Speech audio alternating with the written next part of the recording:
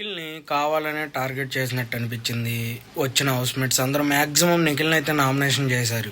కొన్ని నిజాలు చెప్పారు, అలాగే చాలా వాటికి అబద్ధాలు చెప్పారు. కానీ ఈ రకంగా నిఖిల్కే ప్లస్ అయిద్దని చెప్పుకోవచ్చు. ఎందుకంటే పక్కాగా నిఖిల్ టైటిల్ రేస్లో ఉంటాడు, టైటిల్ కొడతాడు కూడా. ఇప్పుడు వీళ్ళు వచ్చిన దానికి ఇంకొంచెం నిఖిల్కి వర్కౌట్ అయిద్దని 100% చెప్పుకోవచ్చు. ఎందుకంటే ఇప్పుడు నిఖిల్తో ఎవరు మ్యాక్సిమం మాట్లాడతలే హౌస్లో. నిన్న మీరు కనుక చూసుంటే అందరూ కలిసి తిన్నారు, కానీ నిఖిల్ ఒక్కడే సపరేట్గా తిన్నాడు.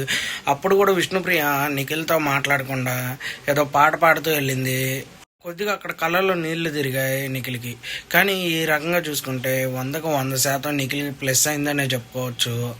వాళ్ళు వచ్చి నామినేషన్ చేస్తాం బయట వాళ్ళు. అలాగే హౌస్లో వాళ్ళు కూడా ఇప్పుడు నిఖిల్ని కొద్దిగా దూరంగా పెడతాకి చూస్తున్నారు. ఇది ఇంకా ప్లస్ అయిద్దని వాళ్ళకి తెలియట్లేదు. కానీ ఒక్క విషయంలో యష్మి గారిని మాత్రం మెచ్చుకోవాలి. వీళ్ళిద్దరి మీద ఎంత జరుగుతున్న తర్వాత కొంచెం మామూలుగానే మాట్లాడారు యష్మి గారు.